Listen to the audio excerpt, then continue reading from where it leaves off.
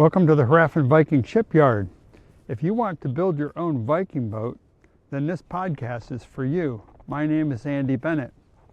Follow me as I undertake the step-by-step process to build and sail a replica of a 900-year-old Viking lapstrake sailboat. Specifically, I'm building a replica of a 7.7 meter long Viking workboat that was found in Denmark, and it dates to 1130 AD. The boat dimensions come from the Gislinge boat open source project, and it's published by the Viking Ship Museum in Roskilde, Denmark. This video covers how I'm designing a relatively nimble and high quality sail for my boat. Today I want to share those sail design ideas and details with interested viewers to elicit your ideas and comments, and hopefully my audience includes some experienced square rig boat sailors too. In the 21st century, square rig sailing vessels are a bit like chopper motorcycles in that they sacrifice modern practical comforts and maneuverability for their iconic look. But there's no denying that a centrally mounted square sail on a Viking boat looks as cool as Hekla. Get it? Iceland's volcano Hekla is known as the gateway to hell. Well, you'll get it later. So this is my approach to the sail design project. First, I started with the square sail dimensions that were provided in the Gislinge open source project. And then I sailed on some Gislinge-sized Viking boats here in Minnesota. I watched some videos of square rigged boats under sail, and then I watched some online sail making tutorial videos that were published by Sailrite, and I put that together and I sketched out some sail design, and then I selected some sail materials and identified the necessary tools. And now I'm moving on to step 7, which is to elicit some community feedback, and that's what I'm going to do today.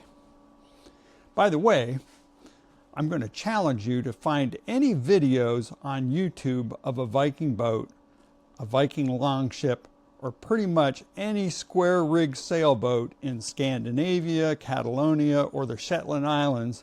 That includes any footage of the vehicle making a tack turn into the wind to change its heading. Do you know why those videos are rare?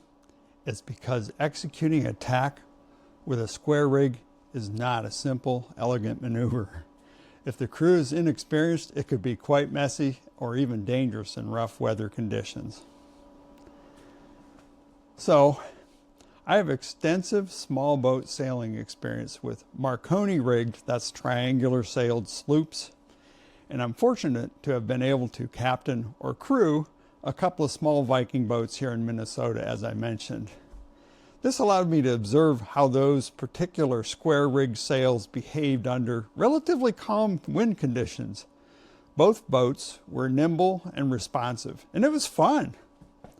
We didn't sail them in strong winds, and the mainsail of at least one of those 2 Viking boats here locally really couldn't have withstood the strain of a strong wind. I took notes, sail and rigging features that I liked, and features that were missing or could be improved. By the way, I did find one helpful YouTube video that demonstrated how to make an efficient tack turn in a small square rig boat under sail. I found one. It's a Norwegian sailing school language video. I'll provide a link for you in the comments. And in that video, just 2 people were on the boat, a helmsman and a bow person. And to execute the tack, the helmsman turns into the wind and drops the sail. The bow person then releases and resecures the sail's sheet lines from one side of the bow to the other, and then also detaches and reattaches the leading edge harness lines of the sail. And then the helmsman raises the sail again and captures and cinches in the trailing edge sheet line. And then also during this dance, the helmsman is also using an oar to keep the boat turning toward the new heading. So pretty interesting. Watching this crewing choreography really revealed valuable details about how to best arrange the sail's rigging, but it also brought home to me that that's a maneuver that needs to be practiced, especially if you're in rough water. You don't want to be trying to do this with an inexperienced crew. So a couple of design takeaways that I took away from that was I really like the use of belaying pins. They're huge time savers. I wouldn't want to try to do this with your traditional two-horned cleat. So belaying pins are something that I'm going to make sure I've got on my boat instead of the modern cleats.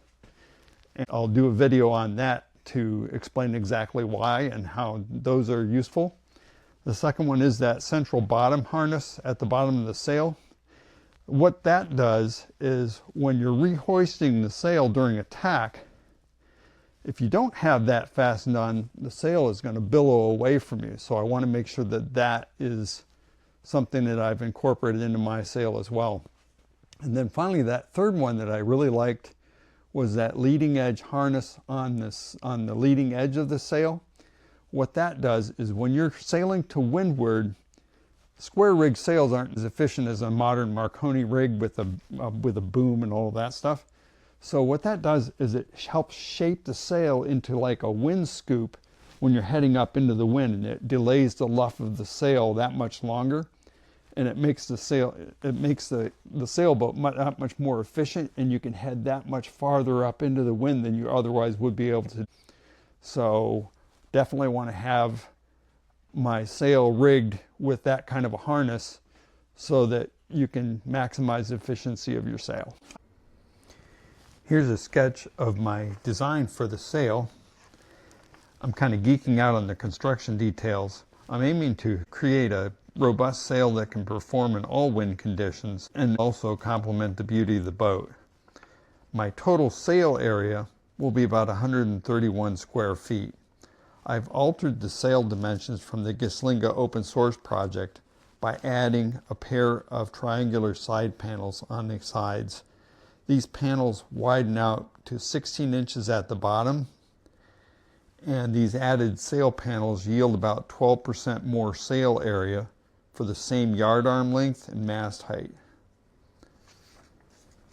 There's 50 feet of polyester rope that's sewn around the perimeter of the sail, and there's also a folded strip of Dacron sailcloth that's reinforcing all four edges of the sail. All of the working sheet line and harness points are reinforced with multiple sailcloth stress patches. That's what these target-shaped looking things are around the edges. And there's 2 rows of sail reef cords that are positioned horizontally across the sail, up at the top and at the bottom. UV treated polyester thread is sewn into all the seams. And then we've got grommets at the top, and then grommet points along for each of the reefing cords. And like the Gislinge diagram, I've got harness points down at the center here. This is for the center harness that attaches to the base of the mast. And then there's harness points here for the leading edge of the sail that goes up to the bow of the boat. Those I think are really important because that's what helps shape your sail into kind of a wind scoop when you're going to windward.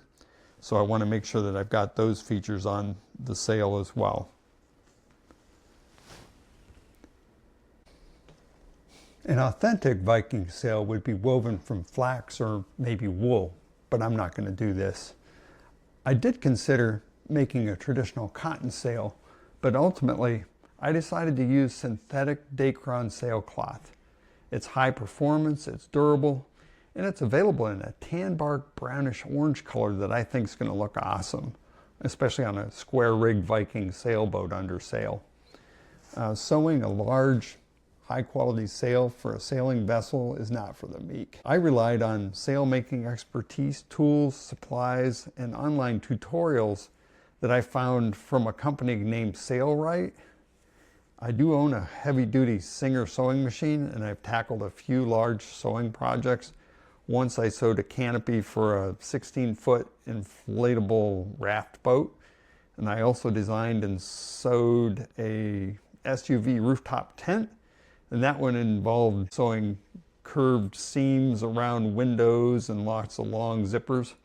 But this Viking boat sail, it's going to be the largest sewing job I've ever tackled. So that'll be part 2 of this episode, so stay tuned. We'll see how it turns out. I hope you found this video interesting and useful.